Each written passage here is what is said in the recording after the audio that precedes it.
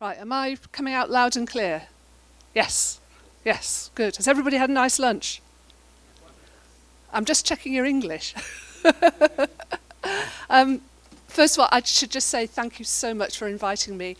I've only been here for 3 days and I feel so welcome here. I feel very much at home.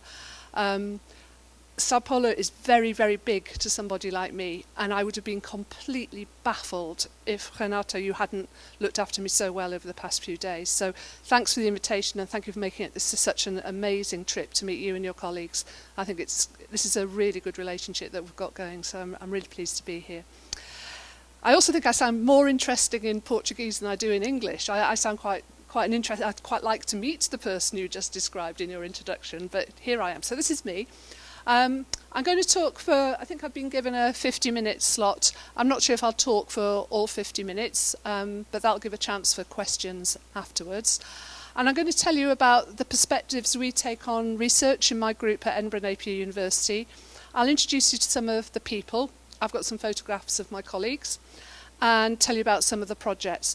So in a way, this is just introducing to you the kind of work that we do in the School of Computing at Edinburgh Napier University, and also for you to start thinking about how you might want to interact with me and my colleagues at Edinburgh Napier if you see any synergies or alignments with your own work. So let's see what happens next. Okay, I've got quite a big online presence. If anybody ever wanted to stalk me, they'd find it quite easy. I have a website which says what I'm up to. So if you look at my website from last week, I've written 2 blog posts already about coming to Brazil. So that's at hazelhall.org. I also tweet a lot. I'm not tweeting that much this week. If this had been a bigger conference, I would have probably been the one putting out lots of tweets about the event. And I also keep my slides on SlideShare. So if you want to look at this presentation later, you can go to SlideShare and look at the pictures again, and you can download it as well if you want to.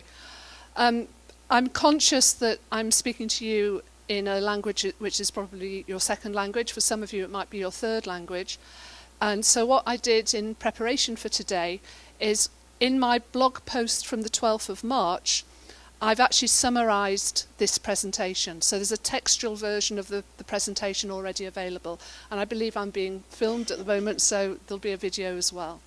So anyway, if you wanted to find out more about me, you can go to the website, hazelhall.org, and you can access the resources there. Now, I knew coming this week at this time, after lots of turbulence in politics, I might get some questions about recent political events in the United Kingdom. So I think I'll just get that out of the way first of all. Some of you have already asked me privately about this. So I'll just let you know what the situation is. Could you put your hand up if you've been to the United Kingdom? How many people have been? A few of you, three or four. Okay. And how many people have been to Europe? Same. Oh, a couple more have been to Europe. Okay. So one thing that people get a bit confused about the United Kingdom is where England is. A lot of people equate England with the entire United Kingdom, but that's not the case. England is just one part. And of course, there are 4 territories. So here they are. There's England, Scotland, where I'm from at the top. Wales is over on the left-hand side. And then the part of the island of Ireland, the Northern Irish bit, that is part of our United Kingdom. So sometimes people say to me, blah, blah, blah, do you do this in England? I have to say, no, we're talking about Scotland. I live in Scotland, not England. Although actually I've lived in England myself. So there's Scotland at the top. So Scotland is in the northern part of the United Kingdom. Just to show you where Edinburgh and London are. So there's London down at the bottom, and there's Edinburgh at the top there, in where the purple dot is. The distance in time, because I know that people in Sao Paulo talk about distance in time rather than miles.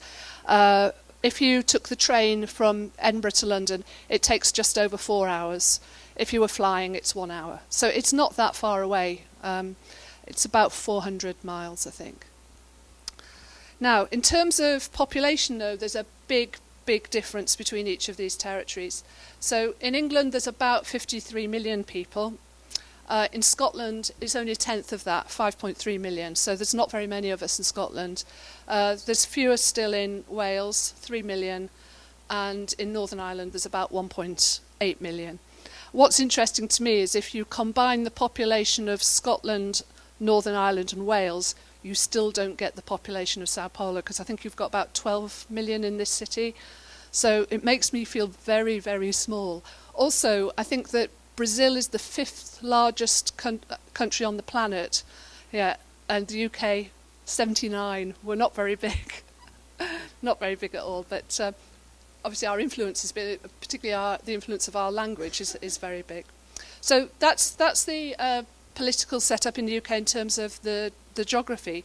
But I want to talk to you a little bit about how we're governed. So we last had a general election in 2015, and the colours on this map show the political parties of the representatives who were elected in 2015. The blue, that's the Conservative Party, which is led by Theresa May, and they have the majority. So Theresa May is now the Prime Minister with the Conservative Party. The border is across here between England and Scotland. So you can see there's a tiny bit of blue there, and there's also a little bit of red. So there is some representation of the ruling party in Scotland, but just a little bit. And then that's the main opposition party, which is the Labour Party. They've got 1 seat in the whole country. All the yellow, that's the Scottish National Party. So there are problems in Scotland at the moment in terms of acceptance of the ruling party for the United Kingdom, as can be illustrated by this, because we're being governed by a Conservative Party with Conservative members of Parliament who have largely been elected in England and not in Scotland. Meanwhile, the party that the Scottish people have voted for is the Scottish National Party, and that makes things difficult for us. Next thing, right, what am I going to talk about next? Does anybody want to guess? Brexit, that's right. Okay. So this is the European referendum results from 2016. Once again, you can see the border, and in fact that border is the border. That is the border between Scotland and England. And you can probably guess what I'm going to say. Scotland voted to stay in the European Union, and large parts of England voted against, and they had the majority. It's interesting as well, where you see the splodges of yellow in the north of England there, those are the big conurbations which are cosmopolitan, like Manchester. So Manchester voted to remain, and down at the south of England there, London voted to remain as well.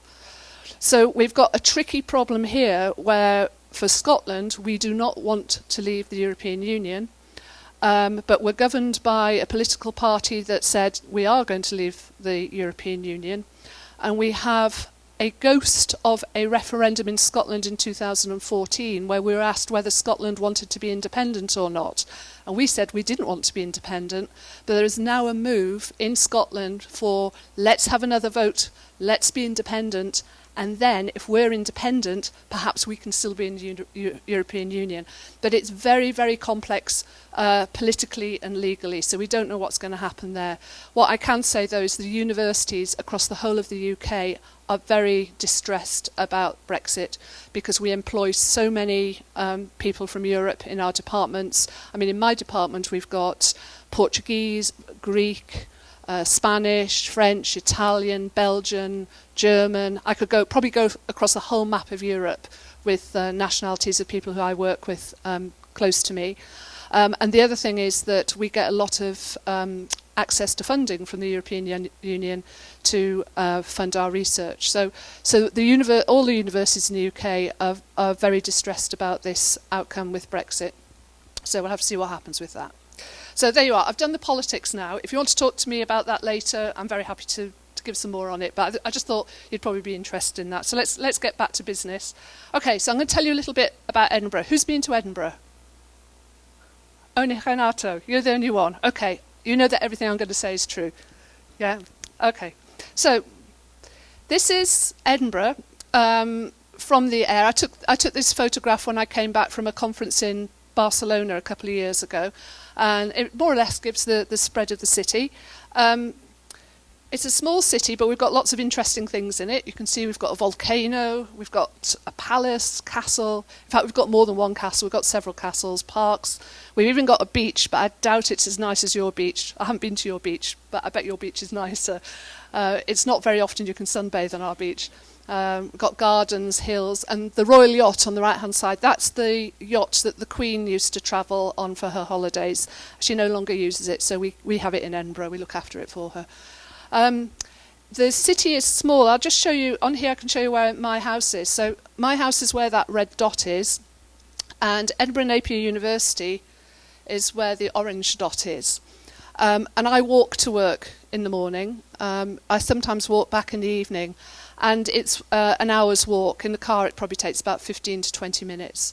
So the distances aren't that great, and in fact, if I walked for another half hour, I would be at the edge of the city. So really, you can cross the city from one side to the other in just over an hour and a half. We don't use our cars very much because parking is so difficult, and it just doesn't seem worth it. We've also got a very good public transport system, so it's quite a contrast to Sao Paulo for me to see that really you need a car here to get around. In Edinburgh, it's just too inconvenient. We'd rather walk. On my walk to work, I walk through this park. So these are pictures just to show you what the weather's like. This is a picture from the autumn in Edinburgh a couple of years ago. So nice park with the trees all changing colour. It's very pretty in Edinburgh in the autumn time because we've got so many trees. In the winter time, we don't get that much snow. We haven't had snow this winter at all in the city. This is from a couple of years ago, and this is the mountain where I said earlier we had an extinct volcano. Somebody's fallen over on the snow there, and actually that's me. My husband took this photo of me falling over. It's the best picture I had of the snow, and I didn't realise that was me until I was just finishing off the slides, but I thought it might raise a smile from you. So there we are. We have snow, a little bit of snow in the winter, not that much. We get more snow in the north of Scotland, and we have ski resorts. People can go skiing in Scotland. That's also on my walk to work. This part of the city will be looking like this in about 6 weeks' time. So that's May time when the cherry blossom comes out. It's very beautiful. And then a picture of summer. So here we are having ice creams in the gardens by our castle. Now this is a bit exaggerated. We don't have many days like that. I've also got a second picture of summer for you. That's outside my office window one day in May, and that is a colour photograph. That's not monochrome. That's what it looked like. So that's not terribly pretty. In Edinburgh, you've got to carry an umbrella most days because you don't know when it's going to rain. You could set off and it'd be beautiful weather, and 10 minutes later it's pouring down. So that's a bit about the weather. You may have heard of what Edinburgh's famous for. It's famous for its international festival, which it has every August. The whole city is taken over by performers, so artists, actors, comedians, dancers. Really, really good time to come and visit the city. People also visit for the architecture. We've got a medieval part of town. I haven't put a photo of the medieval part. That's where the castle is. But also we've got, this is quite amusing, we have a town which is called the New Town, but actually it's 250 years old, but we still call it new because it's relatively new to us. It's newer than the medieval part of the city. And it does mean that people get to live in quite nice, architecturally beautiful buildings. So students live in buildings like this. They rent flats in beautiful Georgian buildings. And in fact, that's my house. I don't live in all of it. I live in the basement. So you go down the steps of that house, and I'm in the bottom part of it. The city's also famous for the Scottish Enlightenment. So the right-hand picture, that's Adam Smith. So if you've ever studied economics, you'll know who Adam Smith is. The big toe is the bottom of a statue of David Hume, who's a contemporary of Adam Smith. He's a philosopher. And then we have a big monument to Sir Walter Scott, the writer. So that's a monument on the top left-hand side there. There's actually a lot of literature going on as well. It's known as the City of Literature. We've got other famous writers as well as Sir Walter Scott. There's people like Robert Louis Stevenson, who you may have heard of. He wrote Treasure Island and Kidnapped. Contemporary authors, we've got somebody called Ian Rankin, who writes mystery detective stories. And then there's one very, very famous rich woman who lived in Edinburgh writing her books. Would anybody like to guess who that is? J.K. Rowling, yeah. And she used to live opposite the university campus, so we would see her in the street, and you never got tired of going, I've just seen J.K. Rowling. I've seen her around the place quite a lot. There's also a bit of a tourist industry with J.K. Rowling now. People come to Edinburgh to follow in the footsteps of J.K. Rowling. This is one of the cafes where she wrote the books, and you can see there's Japanese writing. Is anybody in here? Can anyone here read Japanese? No. My guess is it says underneath the birthplace of Harry Potter, that probably says birthplace of Harry Potter in Japanese. And the day I took that photo last week, I had to wait for people to move out the way so I could get a picture without tourists in front of it, because it's become so interesting to people to see where Harry Potter started. Anyway, so that's about the city. I'm not going to just tell you about my university, but just introduce the other universities as well. There are actually 4 universities in Edinburgh. So the really famous one is the University of Edinburgh, and that's the ancient university. So that's Scotland's equivalent of Oxford or Cambridge. That's where it's a very prestigious place to go to have gone to Edinburgh University. Then the 3 more modern universities are Heriot-Watt University, which is well known for subjects such as petroleum engineering and brewing. There's Queen Margaret University, which has developed from what was a college of domestic science. So it has courses in things like catering and hospitality. And then added to that, it has a lot of courses in professions allied to medicine. So things like physiotherapy, speech therapy, occupational therapy. I used to work at Queen Margaret before I moved to Napier. And then the other one, which is my university, is called Edinburgh Napier University. And that developed out of initially a technical college, which had a lot of engineering courses. But it's now got a much broader profile now. It's got business school, it's got a school of engineering, school of computing, school of life and applied sciences, and a big nursing department as well.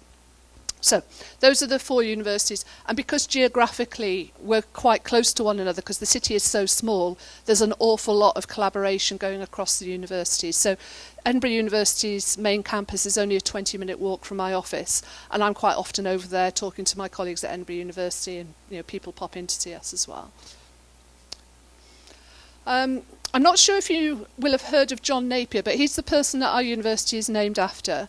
If you haven't heard of him, but you studied maths at school, you will have used logarithms at some point. And he's the person who discovered or invented logarithms. So we have a nice statue of him in our reception. I'm not sure if you can see, but he's holding in his hand here, it looks like a mobile phone. But I don't think it is. I think it's something to do with his mathematical abilities there. It's interesting. 2017 is interesting for us because it's 400 years since his death. So there'll be some celebrations of John Napier this year. His death date's the 4th of April, so it's not far away, just 3 weeks away. John Napier lived in a tower. This is his tower, and that's bang in the middle of our campus. And you can see the modern buildings on either side of it. So the teaching wings on the right-hand side, that's our main teaching wing. But we have meetings inside the tower. Some of my colleagues have their offices in the tower. So it's quite an exciting place, to think that you're having a meeting in the room of the man who invented logarithms. So we're all very proud of that. And look, the sun's shining. That was last week as well. So just to prove we do have skies as blue as yours. In terms of reputation, the university is ranked in the top 5% of world universities. And we've got a particularly strong ranking in those league tables for our international outlook. And I suppose by being invited here and doing the work here with you today, I'm delivering on that international outlook accreditation. At the moment, we work towards a strategy which ends in 2020, which is quite funny. Every time we go to a meeting, it's, oh yes, blah, blah, blah, strategy 2020. It's almost as if the world is going to end in 2020. I mean, my passport runs out in 2020, so perhaps it is. But we've got 4 main goals in the university. One is to grow our academic reputation. The next one is to deliver an excellent personalised student experience. So the students have an experience at university which is tailored to their needs. We want to internationalise our work, and we want to build innovation, enterprise and citizenship. So that last one is also to do with being a good citizen as a university within the city. There's more detail on here. I'm not going to go through this, but I just wanted it recorded, so if you wanted to read it later, you could. But I will draw attention to the bottom right-hand side to do with internationalising our work. So one of them, build strategic partnerships. Well, I think I'm here to do some of that this week. We want to grow our international student community. We want to create an environment where students and staff develop an international outlook. I would say that we already have that because we have so many internationals within our departments, and we have lots of links with countries around the world anyway. And then we want to develop sustainable models of transnational education, expand international activity. So that might include delivering our teaching to other countries in a sustainable fashion. So perhaps not by travelling to China to deliver a course to the students, but to try and deliver it to the students in an online way. So international work is one of our priorities. So I'm now going to tell you about the school. So this is the school that I work in. We're one of the largest schools of computing in the UK. We've got 12,000 students. To us, that is big. I don't know how that compares with your department. Is that similar, Renato? You're in 400. Okay, yeah. So it is big in comparison with you. Yeah, we've got 57 academic staff. So that means 57 staff whose duties are teaching and research. That's the academic staff. And then we've got 13 research and technical staff. So a research staff is somebody who only does research. So it's typically somebody who's got a PhD but hasn't yet become an academic member of staff. Typically people will do a PhD, then there'll be a member of research staff for a couple of years on postdoctoral projects, and then they'll apply for a permanent job as a lecturer. That's the usual way to do things. The technical staff are people who are looking after our labs, mainly. What else might they be doing? They might be contracted in for doing particular jobs around helping with the research. Yeah, so the main thing I'm saying here is that we are big, and I don't know personally all 57 members of staff. I probably know the name of everybody, not the students, but I do know the name of the 70 people who are in the bottom half, but I wouldn't be able to say that I had a coffee with them. There's just too many of them. The other thing that we do is we value employability a lot. For our undergraduate programs, all the students have the option of going on what we call a placement. A placement to us is you go into industry for a year and you are paid. So the students actually have a job. They work for a year. We set them assignments to do while they're there. So they do some academic work, and at the end of it, they write a placement report. So if you're doing an undergraduate degree, you have the opportunity of going on a placement, and the main one is 1 year and third year. We also have other schemes going, so students can do placements in the holidays, or they might do a placement alongside a period when they're actually in the university. We also run something called ePlacement Scotland. That's a national scheme to put computing students into placements. So it means that if a student was at Dundee University or Glasgow University or Aberdeen University, they would come to Napier for the coordination of finding a placement for themselves. So we've got a big reputation as a coordinating body there. The government has recently introduced this idea of graduate level apprenticeships. A graduate level apprenticeship is when somebody gets a job aged about 18 or 19, works at their job, but for periods they are let out to the university to study. That's a new thing in the UK. It's just started, and we've got 2 graduate level apprenticeship schemes which are starting this summer. In Scotland, we also have a skills agency called Skills Development Scotland, and that's a semi-governmental body which is responsible for looking after the labour market and making sure that Scottish people have the skills to be able to do jobs and then generate income and make sure that we're a prosperous nation. And they fund some of our PhDs because we've got 2 PhDs in particular which are focused on developing policy and strategy which would be useful for the labour force.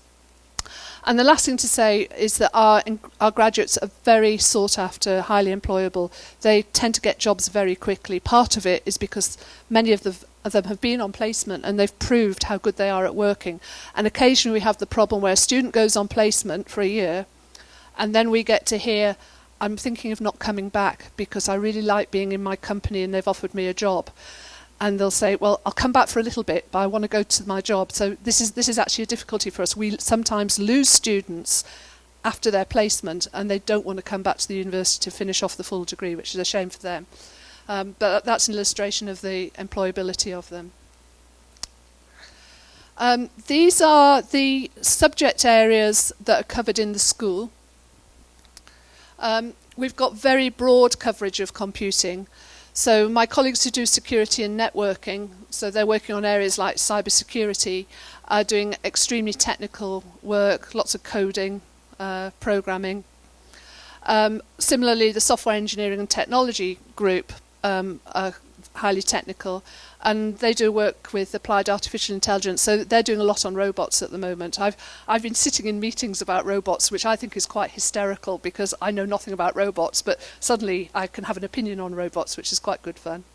And then the last group is called Creative and Social Informatics. So the creative people are doing things like interaction design, looking at human-computer interfaces.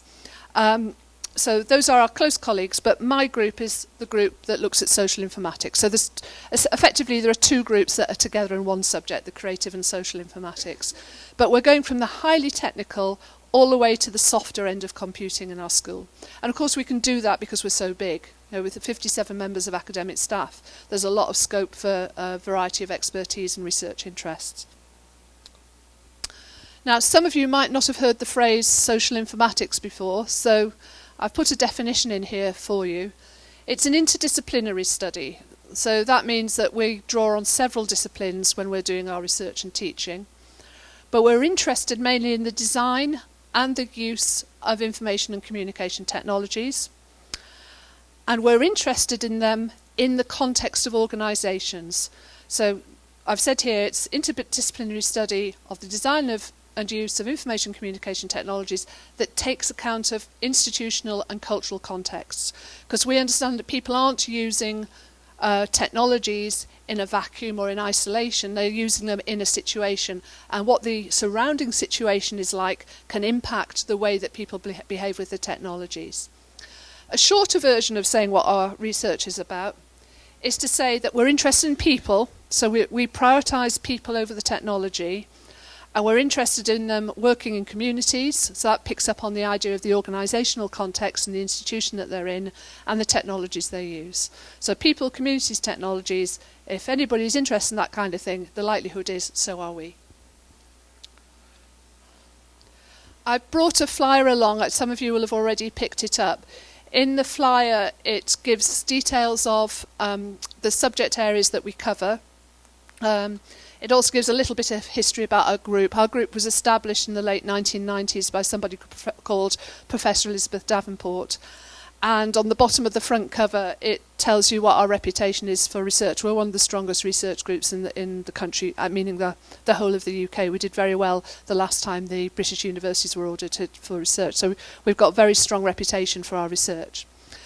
So you can pick up a flyer if you haven't done so already, but also it's available off my blog as well. If you go to the 12th of March blog entry, there's a link to the flyer. Inside the flyer as well, I've listed all the members of academic staff on one page with their interests. So there's me as the professor looking after everybody. We've got one associate professor and a number of lecturers. And then on the right-hand side of the middle page, you've got the names of all our PhD students and the projects they're working on at the moment. And on the back of the flyer, you have some examples of recent publications. So here's our group. It's a bit of a peculiar photograph. I had a photograph from 2014 and then realised that wasn't very good because two people have gone. One person's got her PhD, so she's now working as a knowledge manager, and then somebody else retired. And then we've had some new members of staff and new research students since I last took the photos. So I've made this kind of composite picture. My poor colleague Brian, Brian has currently got a woman's body, but I don't think he'll mind. So there we all are. Everyone mixed up together. There are 7 academic staff, so those are the ones doing teaching and research. There's 1 researcher. The researcher is the guy with the blue hat on. He's a keen cyclist, so he's in his cycling gear here. We've got 8 research students. We use the word research student rather than PhD student because in our setup in the UK, I think like you have a 1-year point on your PhD where you have to submit a report, which is your literature review and your planned methodology. In the UK, we only call the students research students until that document has been approved. So in your first year of your PhD, you're a research student, and then once your literature review and planned methodology has been approved, then you can call yourself a PhD student, but you're not a PhD student until you've passed through that barrier. So we've got 8 research students, and in fact, I think 6 of them are actually PhD students now. They've passed through that barrier. We've got 1 emeritus professor. So that's Lizzie Davenport there. So this is the woman who set up the group in the 1990s, who is now retired, but she comes and she pops in from time to time. So she came to chair a meeting that day. That's when we took the photograph. She's actually my mentor. She was my PhD supervisor as well. So I owe a lot to that lady. We have a visiting professor. So that's Brian here. He's based at McMaster University in Canada. But we've collaborated with him for quite a long time now, so we appointed him a visiting professor. And then we have several associates. So they're people who aren't full members of the group, but help us with our work. So, for example, 3 of the PhD students that I supervise, so I'm their Director of Studies, have a quantitative element to their research. But I'm a qualitative researcher, so I can't really advise them on statistics. So they have a second supervisor in our business school who's a statistician, a professor of statistics. So he's one of our associates. And we've got other people like that who may join in with projects as they're needed, or maybe on the supervisory teams of our PhD students as well. So the core of us, I think there's 18 of us all together, but we've got a set of friends around us who also contribute to our work. I think if I tried to put the associates into the picture as well, there wouldn't have been room. We've had headless bodies. At least most of the people on here have got a body. And by the way, we don't always drink alcohol at our meetings. This is the end of the summer meeting. Actually, I should also point out our nationalities, just to show you that how diverse we are. So Todd's American. Alicia down here, she's Polish. Iris is dual nationality, Swiss, Dutch. And Peter was brought up in South Africa, but I think he would class himself as Scottish. Whereas there's Frances, she's American. So even in that small group, we've got a large variety of nationalities working together. These are subject areas that we're interested in. So we do a lot on democracy and government, information policy, information seeking behaviour and use. We're interested in how people use information in their work and in their study. Knowledge management, but our knowledge management is the soft end of knowledge management. It's the organisational form of knowledge management, not the kind of data mining or systems type. The information society, we're interested in online communities, but we're also interested in face-to-face communities as well and how they differ from online communities, and then open data and open government. So those are mainly the topics that we're interested in. Our funding comes from various sources. In the UK, we have research councils. So there are 7 altogether. I've only put the 3 on the slide these are the ones who fund us. For example, there's one for environmental research, and they wouldn't fund the work in my group. But the research councils get a huge amount of money, millions of pounds from government, which then they disperse to the universities for projects, and it's competitive to win the research council money. So we've had funding from the Arts and Humanities Research Council, Economic and Social Research Council, and the third one there is the Engineering and Physical Science Research Council. Now that's quite unusual for one tiny group of people to get money from all 3 sources, but if we go back to what I said to you earlier on about social informatics being interdisciplinary, one of the advantages is you can turn your project into something which might be attractive to a number of research councils. The EPSRC also manages a programme in the UK called the Digital Economy Programme, and we've had funding from that. But the reason why I wanted to mention it to you is that the Digital Economy Programme has an advisory board, a national advisory board, and I chair that advisory board. So I have a lot of contacts in the UK to do at digital economy by virtue of having that national role. So when we, with the relationship that we're setting up with our groups, you're not only accessing Edinburgh Napier University, but you've got a route to other people who are doing things on, for example, you mentioned Bitcoin this morning. I can put you guys, if you're interested in Bitcoin, in touch with other people in the UK who are researching Bitcoin, even though I know very little about Bitcoin myself. We have public body funding. I don't know if you notice on the left-hand side there, it says the Scottish Government, and underneath, can you see this? Do you know what language that is? No? I can't remember, I told him yesterday.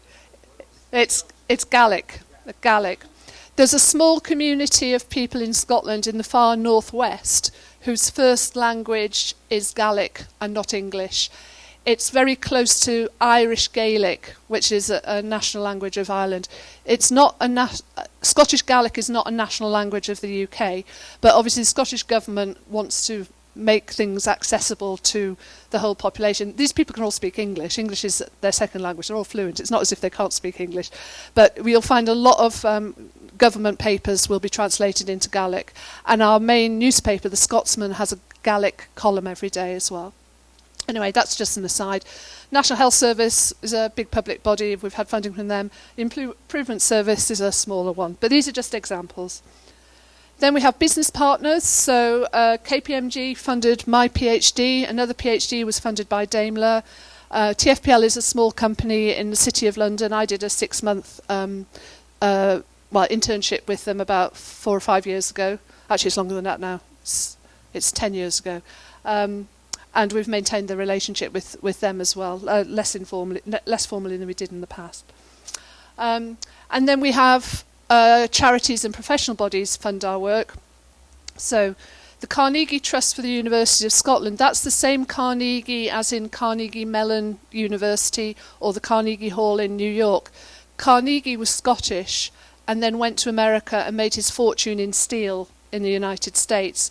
But he did a lot for Scotland. He always recognised that Scotland was his home, so we've got money from his wealth after he died.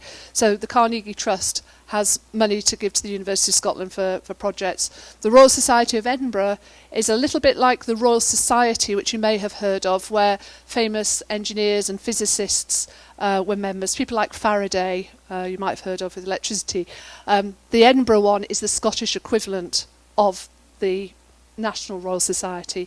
And I'm really pleased. I've just been elected a member of the Royal Society of Edinburgh, so I'm really happy about that. It's quite an honour to have that. And that's the Royal Society of Edinburgh gives out grants as well. And then at the bottom, those are a couple of professional bodies that have recently sponsored our work. So CILIP is one for librarians, ARA is Archives and Records, and the Information Literacy Group is the CILIP group that's interested in information literacy. So I'm coming towards the end of my presentation now. I'm just going to tell you about some of the projects we've done recently. Community Knowledge and Connections is a website, and on here we gather together all the details of our projects on democracy, e-democracy. And the most recent ones we've done have been around digital engagement for community councils. So community councils is the lowest level of government in Scotland. So you have community councils, then you have local authorities. There are 32 of those for each of the areas of Scotland, and then you've got the Scottish Parliament on top of that. We're most interested in the community level and whether the people working in the community councils are digitally engaged and do they correspond with the people and the citizens in their area using electronic sources, and if so, are they doing it in an effective way? And what we've discovered is there are gaps in provision there, so we've been putting together programs so people can come and learn about how to do digital democracy in an effective way.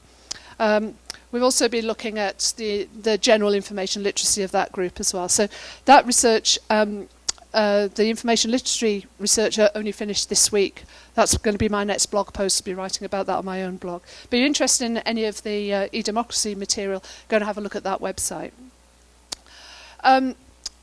Recently, we've had a lot of investment in work to do with library and information science people.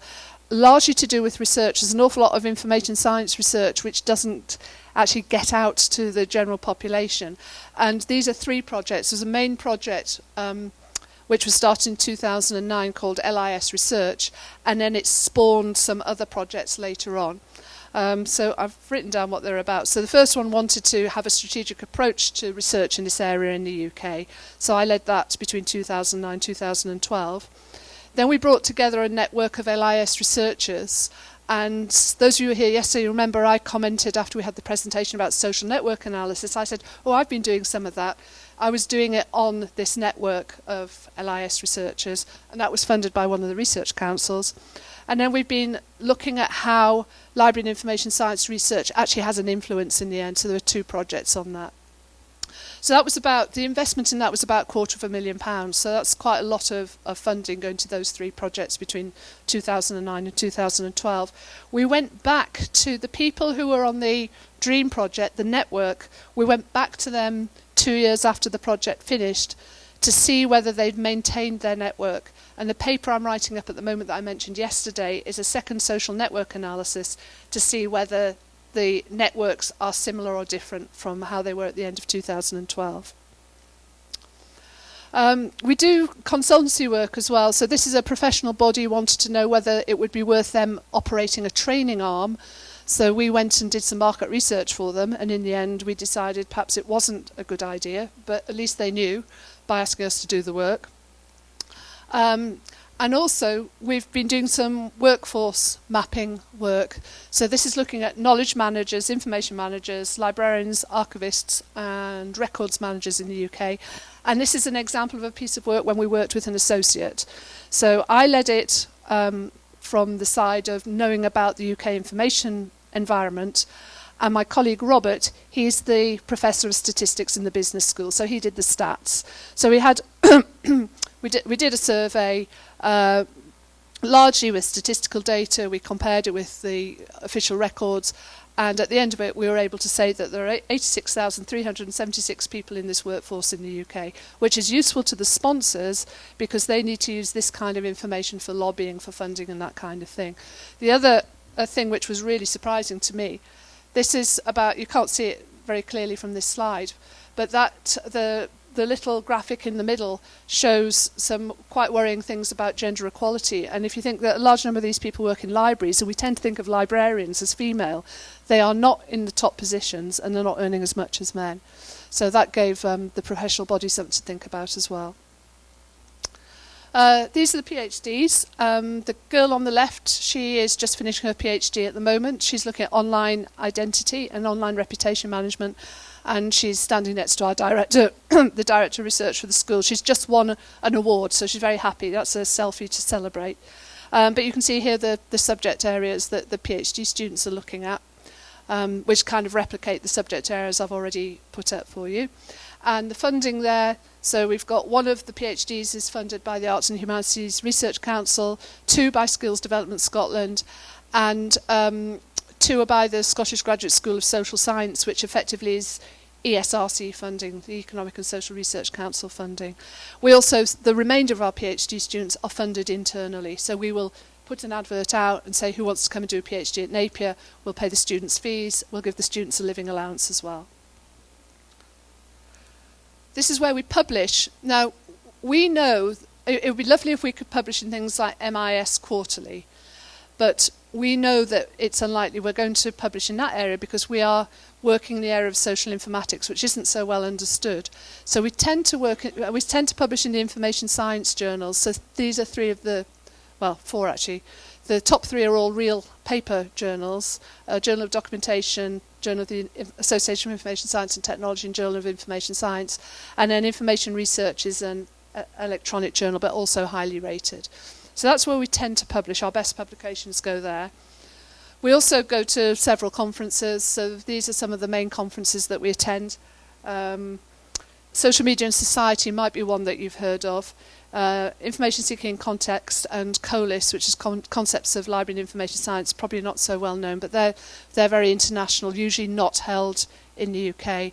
Information Interactions and Impact, that's an international conference, but it's always held in the UK, it's always held in Aberdeen. So we go off to conferences. And last year I went to a conference where Renato was, and what we like to do at conferences, what my group likes to do at conferences, is win awards. So we went to the Loughborough conference where we met, and the Napier students were all very happy because they won every award that was on offer. So we had a very jolly journey back to Edinburgh, thinking how great we were. And of course, this makes us very happy. So my last slide for you, my last official slide, is just showing how happy we are. So here we are. A very happy bunch of staff and PhD students from the Centre for Social Informatics at Edinburgh Napier University. So I hope you've enjoyed my presentation, and I'll be very pleased to take any questions.